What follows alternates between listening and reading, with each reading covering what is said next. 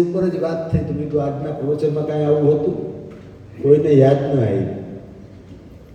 તો કારણ કે આપણે સાંભળીએ છીએ ત્યારે આપણું મન એક જ બાબતમાં એકાગ્ર નથી હોતું, અને જ્યારે ધર્મની વાત સાંભળીએ છીએ ત્યારે તો ખરેખર આપણું મન જે એકાગ્ર કરવું જોઈએ એના કરતાં અનેક ગણું એકાગ્ર કરવું જોઈએ. કારણ કે આપણા જીવનની વાત આપણે સાંભળવા આવ્યા છીએ, આપણું જીવન સુધારવા માટે આપણે આવ્યા છીએ. તો આપણે કોઈ પણ સારી, અને એ વસ્તુ મેં જ્યારે લખવાનું શરૂ કર્યું એ વાંચતો નહીં કરતો બધું, મેં આ ગુરુજીના 10 દિનના પ્રવચન કેટલી વખત લખ્યા હશે, કેટલી વખત સાંભળ્યા છે. આ પ્રવચન કાલે હું સાંભળતો હતો, કાલે મારે કામ હતું એટલે પ્રવચન હોલમાં ન સાંભળી શક્યો, તો એ કામ બધું પતાવ્યું પછી મેં રૂમમાં પ્રવચન ચાલુ કર્યું. ભલે પ્રવચન લગભગ 9:30 પૈતું હશે લગભગ. પછી તો એમ થાય કે કેટલો રસ અમૃત ભર્યું છે આ. શું કામ વારે વારે સાંભળવાનું મન થાય છે? કારણ કે પ્રવચનને શરૂઆતમાં બહુ જ સમજીને તો એ રીતે કામ કરવાનું મન થયું. તો શ્રદ્ધા એટલી વધી ગઈ, આળસ વહી ગઈ સાવ. તો એમ થયું કે હવે આ કામ, અને શ્રદ્ધા વધશે તો આળસ વહી જ જશે. શ્રદ્ધા 5 જે આપણા મિત્ર છે એમાં તમે પ્રવચન 10 દિવસ સાંભળ્યું છે, તું જે શ્રદ્ધા ઉપર કેટલું બોલ્યા છે, બાકીના 4 મિત્રોમાં બહુ ઓછું બોલ્યા છે. તો શ્રદ્ધા આપણા પગ છે, પગ વગર આપણે નહીં ચાલી શકીએ. તો શ્રદ્ધા વધારવા માટે સમજણની આવશ્યકતા છે. જે પંખીના બંને પાંખ મજબૂત હોવા જોઈએ એમ શ્રદ્ધા તો છે, પણ વિવેક છે કે નહીં? તો વિવેક માટે આપણે આ ગુરુજીના પ્રવચનો અથવા અમે કાંઈ પણ અહીંથી કંઈ એનું ચિંતન મનન કરવું જોઈએ, એનું એનાલિસિસ કરવું જોઈએ, સારી વસ્તુ લખી લેવી જોઈએ, અને એ પછી લખીને ઘરે એને ક્યારેક વાંચવી જોઈએ. જે વસ્તુ એમને સાંભળી લઈ એની બદલે સાથે લખીએ તો આપણને યાદ વધારે રહીએ. આપણું બચપનમાં આપણને ઘૂંટાવતા એકલો, ત્યારે આપણને એકલો આવ્યો છે. ખાલી એકલો બોલવાથી આપણને નથી આવ્યું. આપણને ઘણી વખત કોઈ વિષય યાદ ન રહેતો તો આપણા ટીચર કહેતા 5 વખત લખીને આવે. કારણ કે લખવાથી આપણા માનસમાં સ્ટોરેજ વધારે થાય છે. તો આપણે હર સમય ભેગા થાય છે, તો એક જ લક્ષ્યથી ભેગા થાય છે કે મારું મંગળ શેમાં સમાયેલું છે, જેથી કરીને મારું જીવન ખૂબ જ ઉત્કૃષ્ટ બનાવી શકું. બહુ જેમ મંગળ સમાયેલું છે એ સમજાતું જશે, એમાં મનુષ્ય લોકની, મનુષ્ય જીવની, મનુષ્યનો જીવ મળેલો પ્રાપ્તિ કરી છે એની મૂલ્ય અનેક ગણી થઈ જશે. અંદરથી એવો બોધ જ ને પ્રસન્નતા જાગશે કે હું કેટલો ભાગ્યશાળી છે. ખરેખર મને દેવોથી દુર્લભ મનુષ્ય જીવન મળ્યું છે. તો એ ક્યારે થશે? આપણું બંને પાક શ્રદ્ધા વિવેકવાળી હશે અને સમજવાનો ભરપૂર પ્રયાસ કરશે. તો ગુરુજી આપણે 10 દિનના પ્રવચનમાં 9 કે 10 દિવસે કહે છે, આ 30 દિવસનું પ્રવચન તમે જ્યારે સાંભળજો તો એમાંય ગુરુજી એક જગ્યાએ બોલે છે 30 દિવસ સુધી કામ તો કર્યું, इससे જ્યાદા સમજ કર ગયો. તો જેટલું સમજીને જશું આપણે એટલી જ આપણી સ્પીડ વધશે. તો આજની છે જે ગુરુજી 10 દિવસની શિબિરોમાં 9મા દિવસે મંગલ સૂત્ર ઉપર ચાન્ટિંગ કરે છે, અને એ જ મંગલ જગે ગુરુજી જીવનની તમને બધાને ભૂખ આપી છે કે ગ્રસ્ત જીવનમાં જ રહેવું છે. સંન્યાસી થવાની આપણી કોઈ તૈયારી નથી, પણ મને દુઃખ નથી જોતું. હું જે વારે દુઃખી થાઉં છું એ દુઃખ નથી જોતું. એ નથી જોતું, એ સમજાય છે ને એના પ્રત્યે આગળ વધીએ છીએ તો બીજું પગલું ભરવાનું એ મન થાય છે કે ઓહો, મારા ઉપર કરોડો રૂપિયાનું દેણું હોય તો કેમ રાત દી કરીને મારા એ રૂપિયાનું દેણું ચૂકવવાની મહેનત કરું. એવો એક અહેસાસ બીજો એ થશે કે ઓહો, મારા ઉપર દેણું તો કદાચ મારો દીકરો ચૂકવી દેશે, તો મારા ઉપર જે કરોડો રૂપિયાથી પણ વધારે મોંઘું દેણું મારા ઉપર છે, દેણું કર્મના રૂપમાં જે છે એને કેમ ચૂકવી દઉં. આપણે કર્મને રૂપના જે દેણાને ચૂકવવા માટે અતિ દુર્લભ મનુષ્ય જન્મ છે. જે સાંસારિક બધી પ્રક્રિયાઓ કરી રહ્યા છીએ એના માટે નથી. એ તો હજારો કરોડો જન્મથી કરતા આવ્યા અને આપણી જ જેમ હરેક જીવ કરી રહ્યો છે. કોઈ પણ જીવને તમે જુઓ તો એના પરિવારને સાચવે છે, એની જાનની બાજી લગાવીને સાચવે છે, એના પરિવારનું ભરણ પોષણ કરે છે, એ પણ નિંદર કરે છે, એ પણ આખો દી એની શક્તિ મુજબ કામ કરે છે. એ તો બધું આપણે કરીએ જ છીએ. આપણે આપવા યોનિના જીવો છે યા પશુ પક્ષીઓ છે એનાથી એક જ જગ્યાએ અલગ પડીએ છીએ. એ દેવતાઓથી પણ કે મનુષ્ય એક એવું પ્રાણી છે કે જેની પાછળ અસંખ્ય જન્મના પુણ્યનું ફળ એને મનુષ્ય જન્મમાં મળ્યું છે અને મનુષ્ય થયો છે. તો એવું કામ કરી લે કે એને જે ખરેખર પુણ્ય કર્યું છે ને એનો એ પ્રાપ્તિ કરી લે, એના ફળની પ્રાપ્તિ કરી લે. અને મનુષ્યના ફળની પ્રાપ્તિ એક જ છે કે એના પર જે કલ્પી ન શકીએ એટલું એ કર્મનું દેણું લઈને આવ્યો છે, એ દેણાને ચૂકવવા માટે. બસ તો ભગવાન પાસે 12 વર્ષ પછી દેવતાઓ ગયા. 12 વર્ષ સુધી દેવતાઓએ વિચાર કર્યો કે આપણે દેવલોકમાં જન્મી તો લીધું છે પણ આપણું મંગળ શેમાં સમાયેલું છે. એ જ વિચારો મનુષ્યને ખૂબ આવ્યા. તો એ 12 વર્ષ સુધી વિચાર્યા પછી એ લોકોને જવાબ ના મળ્યો એટલે એ લોકો બધા જ ભગવાન પાસે ગયા. એટલે ભગવાનને પ્રશ્ન કર્યો કે ભગવાન અમને એ તો સમજાવો કે અમારું મંગળ શેમાં સમાયેલું છે. ત્યારે આ ભગવાન 38 મંગલની વાતો કરે છે. એવા 38 મંગલો છે કે જે મંગલોને બરાબર સમજી લઈએ તો આપણે કદી આપણી ગાડી આડે અવડે પાટે નહીં જાય. આપણને સવારે ચાંટીમાં વારે વારે ગુરુજી કહે છે અંધી ગલીઓમાંથી મને રાજમાર્ગ મળી ગયો, રાજમાર્ગ મળી ગયો. આપણા કર્મો, આપણી સમજણની કમી આપણે રાજમાર્ગને વારે વારે છોડી દઈએ છીએ.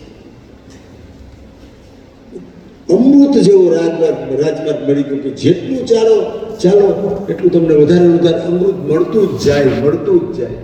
જે બીજે ક્યાંય નથી મળે. નથી પૈસામાં મળે, નથી પરિવારમાં મળે, નથી પ્રતિષ્ઠામાં મળે. પણ જો મનને પુનિત કરવાનું કામ ચાલુ કરી દેશે અને બ્રહ્માના 4 દુર્લભ ગુણોનો વિકાસ કરવાનું ચાલુ કરી દેશો તો અઢળક કમાઈ શકીએ એમ છીએ આપણે. અને એ ખાલી કમાણી આ જન્મ પૂરતી નથી રહેવાની. આ કમાણી જન્મ ભેગી લઈને જવાના છે. તો દેણું ચૂકવશું તો કમાણીમાં આપણે આગળ વધશું. પેલા દેણું જ નહીં ચૂકીએ તો નવી કમાણી ક્યાં થશે? તો દેણું ચૂકવવાનું પણ આપણે કામ કરવું છે ને નવી કમાણી પણ કરવી છે. અને કુદરત બંને કરાવડાવે છે.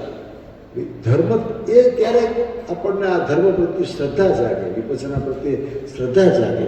અરે આ તો દેવું ચૂકવે છે અને કર્મય સારા બનાવે છે જે મારા આગલા જન્મ મને કામ આપે. તો એ કામ આપણે સતત કરવા માટે ભગવાને 38 મંગલ ધર્મ કીધા. એમાંનો પ્રથમ જ શું છે, હું પાલી એટલા માટે નહીં બોલું કે આપણી પાસે સમય ઓછો છે, 2 વાગ્યા સુધીમાં પૂરું કરવું છે. કોને ખબર હું પૂરું કરી શકીશ કે નહીં કરી શકું, તો ટ્રાય કરું છું કે સમયસર પૂરું કરું. તો પેલું જ કે છે અસેવ નાચ બાલાને, એટલે કે અજ્ઞાનીઓથી દૂર રહ્યો. પેલું જ કીધું અજ્ઞાનીઓથી, એટલે કે મૂર્ખાઓથી દૂર રહ્યો. આપણે કોઈ 8 ધ્યાન સુધી નથી પહોંચ્યા ને, આપણે કોઈ પ્રથમ ધ્યાનની અર્પણા સમાધિમાં નથી પહોંચ્યા. આમાં જેને લોંગ કોર્સ કર્યો હશે એને એ પ્રવચનમાં સાંભળ્યું હશે કે પ્રથમ ધ્યાનની કમસે કમ અર્પણા સમાધિ ન આવે તો ઉપચાર તો આવવી જ જોઈએ. તો આપણે કોઈ ઉપચાર સુધી નથી પહોંચ્યા, અથવા તો ઉપચાર ઉપર થોડા ઘણા છીએ, આપણે અર્પણામાં કોઈ નથી પહોંચ્યા. ઉપચારમાં તો લગભગ છીએ આપણે બધા, કારણ કે ખણિક સમાધિ એટલે થોડીક વાર શ્વાસો મન તૈકું ભાગી ગયું. અર્પણા એટલે ઉપચાર એટલે થોડીક વાર ટેક્યું પાછું વહી ગયું, થોડીક વાર ટેક્યું પાછું વહી ગયું, એટલે કે 1-2-3 મિનિટ ટેક્યું, 2-4-5 મિનિટ ટેક્યું, 10-12-15 મિનિટ ટેક્યું અને પાછું ભટકી ગયું. પણ અર્પણા એટલે અર્પિત થઈ ગયા, ઘંટોના ઘંટો ફક્ત મન શ્વાસ ઉપર રહીએ. ત્યારે પ્રથમ ધ્યાનની અર્પણા સમાધિ આવે. દેવદત્ત કેટલા ધ્યાનનો માલી હતો? કેટલા ધ્યાન કરેલા હતા દેવદત્તે? 8 ધ્યાનનો માલિક હતો. 8 ધ્યાન કરેલા હતા, પણ છતાંય મૂર્ખ હતો એ. અને એ મૂર્ખ વ્યક્તિના સંપર્કમાં કોણ આવ્યું? અજાત શત્રુ આવ્યો. અજાત શત્રુને આ મૂર્ખે એવું સમજાવ્યું કે તું તારા બાપાને બંદી બનાવી લે. કારણ કે એ 8 ધ્યાન કરેલો હતો એટલે એનામાં અનેક રિદ્ધિઓ સિદ્ધિઓ આવી ગઈ હતી. ઉડીને આવે, મહેલ ઉપર આવીને નીચે ઉતરે, ઓલો રાજા દેખ જોવે એવી તો અજાત શત્રુ. ભિક્ષા લઈએ, ભિક્ષા લઈને પાછો ઉડીને વયો જાય. એવા કેટલાય ચમત્કાર ઓલાને અજાત શત્રુને બતાવી દીધા. તો અજાત શત્રુ એના સંગતમાં આવી ગયો, અને એના સંગતમાં આવી ગયો અને કેવું અકુશલ કર્મ કર્યું. એના પિતાજીને બંદી બનાવ્યા, પગમાં ચીરાઓ પાડ્યા, એમાં શેક કર્યો, એમ તડપાવીને માર્યા. પણ અજાત બિંબિસાર તો શ્રોતા પણ હતા. એ તો એટલા ખુશ થતા હતા, અરે મારું પુરાનું કર્મ ખપાવી દે છે મારો દીકરો. આ કર્મ હું ક્યારે ખપાવવા? જે એનો દીકરો બંદી બનાવે છે એના પીડા કરે તો કેવી ખાંતિની પારમિતા, કેવી સહનશીલતાની પારમિતા, અને કેટલો કૃતજ્ઞતાનો ભાવ. તો મૂર્ખાની સંગતમાં બિંબિસારે, અજાતશત્રુએ એના પિતાજી બિંબિસારને આવું દંડ આપ્યો. પછી કહે છે જ્ઞાનીઓની, એટલે કહેવાની વાત છે કે આપણે સમજદારીપૂર્વક મિત્રતાઓ રાખવી જોઈએ. કેટલાય સાંપ્રદાયિક ધર્મમાં ખૂબ ઊંચા હોય, તમને ક્યારે કઈ રીતે વિપස්සનાથી અલગ કરી દેશે નક્કી નહીં રહે. કારણ કે એને બિચારે વિપස්සના કરી જ નથી. એ જ રીતે જે દસોપતો કરે છે, જે વ્યભિચાર કરે છે, જે જૂઠ બોલે છે, કપટ કરે છે, હિંસાઓ કરે છે, એ બધા જ આપણા મૂર્ખાની સંગતમાં આવે. અને જ્યારે વિપસ્સી સાધકોનો મોટો સંઘ થઈ જાય ત્યારે આવી રીતે સંઘ સાથે રહેવાનો મોકો કદી ચૂકવો નહીં. એક જ વિચારવાળા બધા આપણે અહીંયા ભેગા થયા, બધાનું એક જ લક્ષ્ય છે, સંઘર્ષ કરીને કેમ કરીને મારા વિકારોને કાઢું, સંઘર્ષ કરીને કેમ મારા મનમાં કરુણા, મૈત્રી, મુદિતા અને સમતા લાવું. આવા લોકોની સંગતિ કરવી અને મૂર્ખાઓની સંગતિ ના કરવી. ઘણા લોકો આમાં અલગ અલગ, એટલા માટે કહું છું, મારો કોઈ તમને આગ્રહ નથી, પણ સમજી જશો તો તમારું કલ્યાણ છે. આપણે બધાએ અહીંયા બેઠા છીએ, બધાએ શું ગુરુજીના બધા જ પુસ્તકો વાંચી લીધા? એક પણ વ્યક્તિ નહીં. શું બધા જ ગુરુજીના બધા જ પ્રવચનો સાંભળી લીધા? જૂના નવા સાતા બધા નહીં. આપણને જ્યારે ખબર છે કે ગુરુજીએ આપણા માટે જ બોલ્યા છે, આપણું જ કલ્યાણ કરવા માટે બોલ્યા છે, આપણે એના માટે ટાઈમ નથી.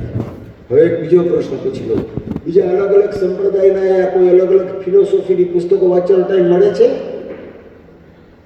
લગભગને મળતો હશે. અથવા તો કોઈ અલગ અલગ સંપ્રદાયના કોઈ સાધુ છે તો એની સત્સંગ કરવાનો ટાઈમ મળે છે, કથા સાંભળવા જાય, બીજું કંઈક મળે છે ને ટાઈમ? આપણને જતા હોય છે. મારા એવા અનેક મિત્રો છે કે જે વિપස්සનાના ટ્રસ્ટી રહી ચૂક્યા હોય, જે એમ કહેતા હોય કે રાજુભાઈ 50 વર્ષ પછી તો મારા સંપૂર્ણ વિપස්සનામાં જીવન દઈ દેવું છે. 10 શિબિર કરેલી હોય. તો અજ્ઞાનતામાં એક આ પણ આવે છે. મૂર્ખતા તો ન કહે, પણ અજ્ઞાનતામાં આ જ આવે છે. જ્ઞાનીઓની વાત નથી કરતો કે કરે છે ધર્મનું કામ, એની પાસે વિદ્યમાન નથી. જે મેં તને વિદ્યમાન અવિદ્યમાનની વાત કરી, એને સાચા અર્થમાં ખબર નથી કે ખરેખર કર્મની ઉદરણા ક્યાં થાય છે અને એની નિર્જરા ક્યાં કરી શકીએ. તો એ વ્યક્તિ સતત અલગ અલગ પુસ્તકો વાંચતા હતા. એને ખબર પડે ને અમેરિકામાં હમણાં કોઈ એક ઓથર છે, બહુ સરસ બુક બહાર પાડી છે, એટલે અમેરિકાથી બુક મંગાવે. આજે એ વ્યક્તિએ વિપස්සના છોડી દીધી, કોઈ બીજી પરંપરામાં જ્યાં ક્યાંય કર્મને સાથે કોઈ કનેક્શન નથી, એવા માર્ગમાં એ વ્યક્તિ ચડી. તો મૂર્ખાઓની સંગત તો નથી કરવી, પણ ધર્મનું એવું વાંચન કરવું છે કે જેમાં મારી પ્રગતિ રહે. અને અનેક પુસ્તકો તો ધારો કે આ એક જ બુકની વાત કરું, આ ખરેખર આપણે આપણા કુટુંબીજનોને ભેટ દેવી જોઈએ. તો આપણે જ નથી વેચી તો આપણને ખબર નથી કે આની ગંભીરતા શું છે. તો એવી અગ્ર શિષ્યની 80 બુકો છે. ત્રિપિટકમાં સમ્યક સંબુદ્ધ, જાગે પાવન પ્રેરણા અને જાગે અંતર્બોધ, વારે વારે વાંચવા જેવી બુક. જેમ કે 1000 એકરનો ફૂલનો બગીચો હોય અને એમાંથી ચુનંદા ફૂલો ગોતીને કોઈ માળા બનાવી દીધી હોય. ગુરુજીએ એવું કહ્યું છે કે તમારે 1000 એકરના બગીચામાં ફૂલો ગોતવા જવાની જરૂર નથી. જે મહત્વના ફૂલો છે બધા તમને એક માળામાં આપી દીધા. તો અજ્ઞાનોથી દૂર રહેવું એટલે કે મૂર્ખાઓથી દૂર રહેવું, એમાં એ પણ આવે છે કે જે ખરેખર ધર્મથી જ્ઞાન નથી એને બિચારાને, અને તમે એવું માનીને સાંભળો છો કે આની આગળ ધર્મનું જ્ઞાન છે. તો એ પણ તમારે તમારી રીતે વિચારવું જોઈએ.